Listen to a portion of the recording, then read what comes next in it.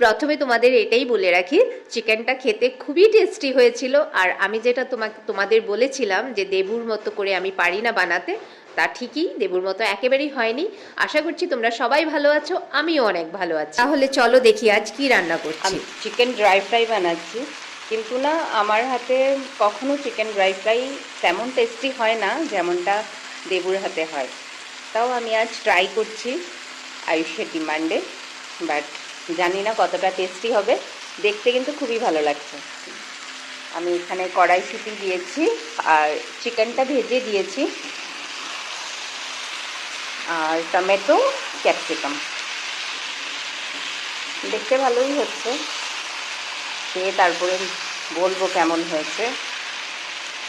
Chicken তো যেভাবেই করা হয় খারাপ লাগে না, ভালোই লাগে। বিয়েবাড়ি থেকে এসে ঘরের সমস্ত উল্টোপাল্টা হয়ে আছে, কিন্তু আমি চিকেন বানাচ্ছি। তোমাদের আর কিছু দেখাতে পারবো না, পুরো মেসি চারিদিক। দেখবে আমার কিচেনের অবস্থা, দেখো পুরো ঘরই অ্যাকচুয়ালি মেসি হয়ে আছে। এদিকে দেখো,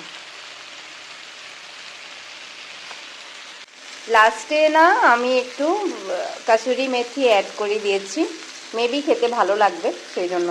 ধনে পাতা ছিল না, সেই জন্য ভাবলাম এটাই দিয়ে দিই। আমার এটা হয়ে গেছে। সো আবার দেখা হবে নেক্সট আরেকটা ভিডিওতে।